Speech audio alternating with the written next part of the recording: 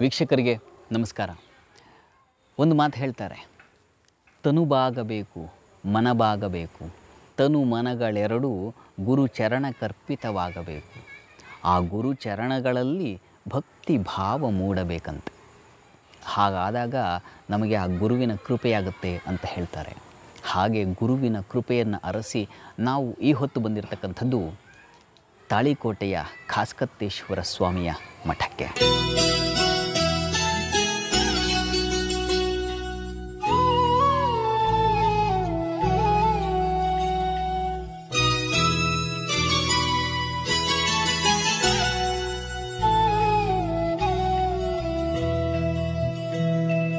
ಈ ಖಾಸ್ಕತ್ತೇಶ್ವರ ಮಠವನ್ನು ಹಾಗೂ ಮಠದ ಪರಂಪರೆಯನ್ನು ಅರ್ಥ ಮಾಡಿಕೊಳ್ಳಬೇಕಿದ್ದರೆ ವಿಜಯಪುರ ಜಿಲ್ಲೆಯ ಮುದ್ದೇಬಿಹಾಳ ಹಾಗೂ ತಾಳಿಕೋಟೆ ಈ ಎರಡೂ ಪಟ್ಟಣಗಳನ್ನು ಗಮನಿಸಬೇಕು. ಮೊದಲಿಗೆ ನಾವು ತಾಳಿಕೋಟೆಯಿಂದ ಈ ಮಠವನ್ನು ಅರ್ಥೈಸುವ ಪ್ರಯತ್ನ ಮಾಡೋಣ.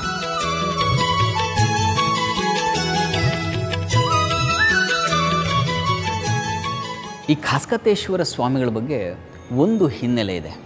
ಏನು ಅಂತಂದರೆ, ಇವರ ಕುಟುಂಬ ಶಿವಭಕ್ತ ಕುಟುಂಬ. ಇವರ ತಂದೆ ಸಂಗಯ್ಯ, ತಾಯಿ ನೀಲಮ್ಮ ಅಂತ. ಇವರು ವಾಸವಾಗಿದ್ದು ಬಾಗಲಕೋಟೆ ಜಿಲ್ಲೆಯ ಶೀರೂರು ಅನ್ನುವಂಥ ಒಂದು ಗ್ರಾಮದಲ್ಲಿ. ಆ ದಂಪತಿ ಅನನ್ಯ ಶಿವಭಕ್ತರು. ಆ ಶಿವನನ್ನು ಪ್ರಾರ್ಥನೆ ಮಾಡಿ ಅವರಿಗೆ ಮಕ್ಕಳಿರಲಿಲ್ಲ. ಹಾಗಾಗಿ ನಮಗೆ ಮಕ್ಕಳು ಬೇಕು ಅಂತ ಆ ಪರಶಿವನನ್ನು ಅನನ್ಯ ಭಕ್ತಿಯಿಂದ ತಪಸ್ಸು ಮಾಡ್ತಾರೆ.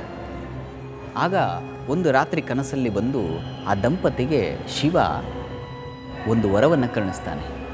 ನಿಮಗೊಬ್ಬ ಅಪೂರ್ವ ಪುತ್ರ ಹುಟ್ಟುತ್ತಾನೆ ಅಂತ. ಹಾಗೆ ಹುಟ್ಟಿದವರು ವಿರಕ್ತಯ್ಯ ಅಂತ.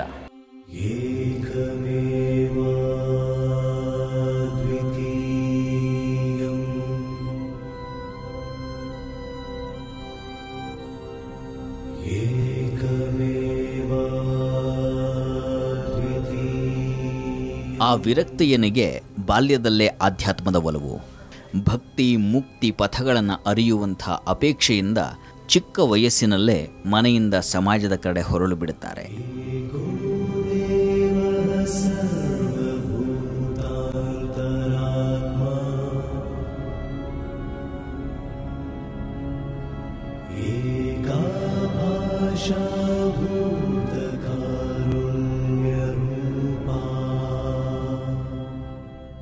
ವಿರಕ್ತಯ್ಯನವರು ಹೆಸರಿಗೆ ತಕ್ಕ ಹಾಗೆ ವಿರಕ್ತರೇ ಆಗಿದ್ದರು. ಯಾವ ಸುಖಭೋಗಗಳಲ್ಲೂ ಅವರಿಗೆ ಆಕರ್ಷಣೆಯೇ ಇರಲಿಲ್ಲ. ಅಂತಹ ವಿರಕ್ತ ಮೂರ್ತಿಗಳು ನಾಡಿನಾದ್ಯಂತ ಧರ್ಮ ಸಂಚಾರವನ್ನು ಮಾಡ್ತಾ ಅವರು ಬಂದದ್ದು ಹುಬ್ಬಳ್ಳಿಯ ಸಿದ್ಧಾರೂಢ ಮಠಕ್ಕೆ. ಅಲ್ಲಿ ಸಿದ್ಧಾರೂಢ ಸ್ವಾಮಿಗಳು ಆ ವಿರಕ್ತರನ್ನು ನೋಡಿ ಆಶೀರ್ವದಿಸ್ತಾರೆ. ಏನೋ ಅವರಲ್ಲಿ ಸತ್ವ ಇದೆ ಅನ್ನೋದು ಆ ಸ್ವಾಮಿಗಳಿಗೆ ಗೊತ್ತಾಗುತ್ತೆ. ಆಗ ಅವರು ಹೇಳ್ತಾರೆ, ನಿನಗಲ್ಲದೆ ಮತ್ತಾರಿಗೆ ನಾನು ಉಪದೇಶ ಮಾಡಲಿ ಅಂತ ಹೇಳಿ ಅವರಿಗೆ ಉಪದೇಶವನ್ನು ಕೊಟ್ಟು, ನೀನು ಖಾಸ ನನ್ನ ಮಗನಂತೆ ಇದ್ದಿ ಅಂತ ಹೇಳಿ ಆ ಹೊತ್ತು ಅವರಿಗೆ ಆ ಖಾಸ ಅನ್ನುವಂಥ ನಾಮಾಂಕಿತ ಪಟ್ಟದ ಹೆಸರೇ ಆಗಿಬಿಡುತ್ತೆ. ಹಾಗಾಗಿ ಖಾಸ್ಕತ್ತೇಶ್ವರ ಸ್ವಾಮಿ ಅಂತ ಅಂದಿನಿಂದ ಅವರನ್ನು ಕರೀಲಿಕ್ಕೆ ಪ್ರಾರಂಭ ಮಾಡ್ತಾರೆ ಭಕ್ತಾದಿಗಳು ಕೂಡ. ಅವರು ಆ ಹುಬ್ಬಳ್ಳಿಯಿಂದ ಹೊರಟು ಬಂದು ಮತ್ತೆ ಈ ತಾಳಿಕೋಟೆಗೆ.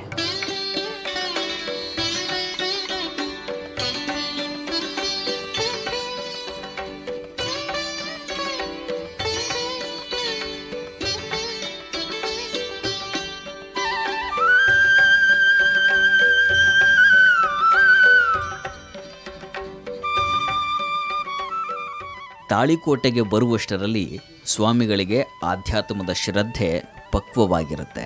ತಾನು ಪಡೆದಂಥ ಅನುಭವವನ್ನು ಸಾಮಾನ್ಯ ಜನರಲ್ಲೂ ತುಂಬಬೇಕು ಎನ್ನುವಂಥ ಹಂಬಲ ಅಧಿಕವಾಗಿತ್ತು. ಅವರ ಮನೋಇಂಗಿತ ಭಕ್ತರಿಗೂ ಅರ್ಥವಾಗಿತ್ತು. ಹಾಗಾಗಿ ಖಾಸ್ಕತ್ತೇಶ್ವರ ಸ್ವಾಮಿಗಳನ್ನೇ ಗುರು ಅಂತ ಒಪ್ಪಿಕೊಂಡಿದ್ದರು ಇಲ್ಲಿನ ಭಕ್ತ ಸಮೂಹ.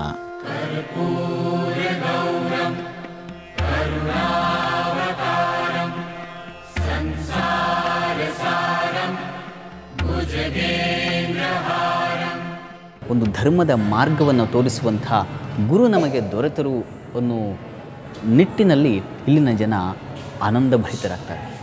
ಆಗ ಜನರೇ ಸೇರಿ ರಟಗಲ್ಲಿನಿಂದ ಮುರುಗೇಂದ್ರ ಸ್ವಾಮಿಗಳನ್ನು ಇಲ್ಲಿಗೆ ಕರೆಸಿ ಅವರ ಮೂಲಕ ಆ ವಿರಕ್ತಯ್ಯನವರಿಗೆ ಖಾಸ್ಕತ್ತೇಶ್ವರರಿಗೆ ಸನ್ಯಾಸ ದೀಕ್ಷೆಯನ್ನು ಕೊಡಿಸುವಂಥ ಪ್ರಯತ್ನವನ್ನು ಮಾಡ್ತಾರೆ. ಆ ನಿಟ್ಟಿನಲ್ಲಿ ಸ್ವಾಮಿಗಳು ಬಂದು ಅವರಿಗೆ ಸನ್ಯಾಸ ದೀಕ್ಷೆಯನ್ನು ಕೊಡ್ತಾರೆ.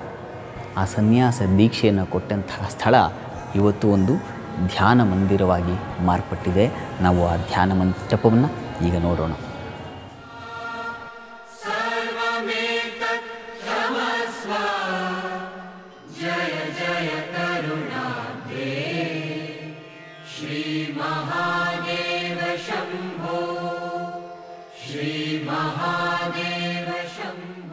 ಈ ಸ್ಥಳದಲ್ಲೇ ಖಾಸ್ಕತ್ತೇಶ್ವರ ಸ್ವಾಮಿಗಳು ಉಪದೇಶಿತರಾಗಿದ್ದು ಇಂದು ಭಕ್ತರು ಈ ಮಂದಿರವನ್ನು ಪರಮ ಪವಿತ್ರ ಸ್ಥಳವೆಂದು ಪರಿಗಣಿಸುತ್ತಾರೆ.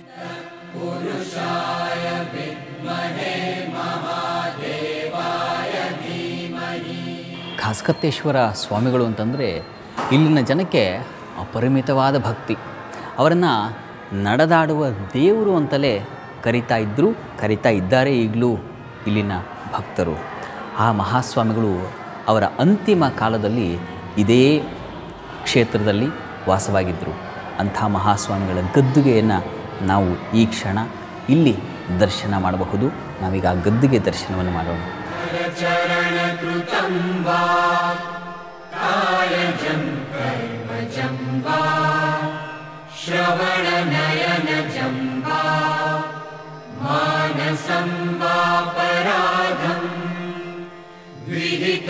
विहितं वा सर्वमेतत् क्षमस्व जय जय करुणाब्धे श्रीमहादेव शम्भो श्रीमहादेव शम्भो श्रीमहा